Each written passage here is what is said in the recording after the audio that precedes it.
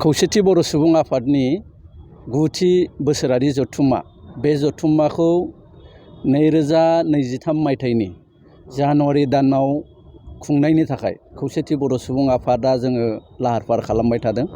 दिनै बिनिनो गुवाहाटी नैबे साहित्य कमप्लेक्सआव मोनसे गेवलां मेल जोङो गुवाहाटी ओनसोलनि बिभिन्न लेभेलाव बर'नि दोलो आफाद संगठनफोरखौ दैथायबोबाय थानाय आरो गुबुन गुबुन माहारियारि आफादफोरजों लोब्बा थानानै खामानि मावबाय थानाय गुवाहाटीनि गोरों गोरा सुबुंफोरखौ लानानै मोनसे जोङो बिथांमोनजों सावरायदों।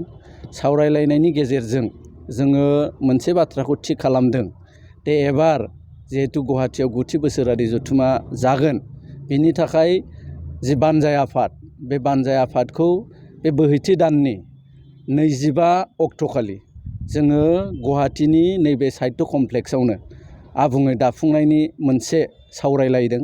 जोङो गाहायै एबारनि जि बोसोरारि जथुम्मा बे बोसोरारि जथुम्मानि हस्ट जिल्ला हिसाबै जोङो गुवाहाटीजों नांजाबनानै थानाय माखासे जिल्लाफोरखौ जयै सरजाबनानै जोङो बानजाय आफादखौ दागोन।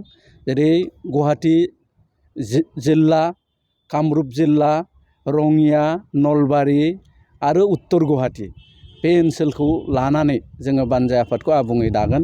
आरो जोङो मिजिंथिदों जे गासैबो दल संगठन हारि माहारि धोरोम बोरोन बासियाजासे जोंनि एबार जानो गोनां जि बोसोरारि जथुम्मा बे बोसोरारि जथुम्मायाव जाहाथे बयबो हेफाजाब होयो।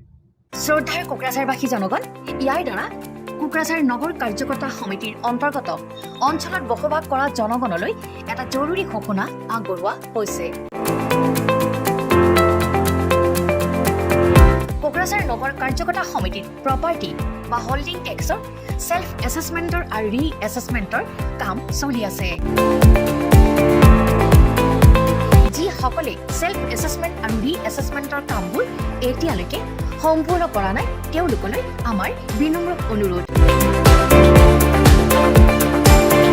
আপোনালোকে অতি সোনকালে অনলাইন যোগে সেল্ফ এছেছমেণ্ট আৰু ৰি এছেছমেণ্টৰ কামসমূহ সমাধান কৰি লওক। তাৰ বাবে আপোনালোকে অনলাইন যোগে প্লে ষ্ট'ৰলৈ গৈ Assam property tax apps download কৰি এই এপছৰ দ্বাৰাই আপোনালোকৰ আধৰুৱা কামবোৰ সম্পূৰ্ণ কৰি ল'ব পাৰিব। নতুবা play.google.com/store/apps/ৱেবছাইটৰ জৰিয়তেও আপোনালোকে আপোনালোকৰ কামবোৰ সমাধান কৰি ল'ব পাৰিব।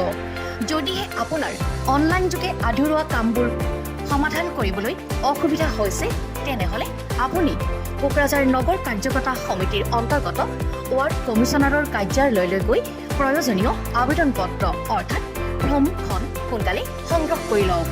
বিতংকৈ জানিবলৈ কোকৰাঝাৰ নগৰ কাৰ্যকৰ্তা সমিতিত গৈ যোগাযোগ কৰিবও পাৰিব।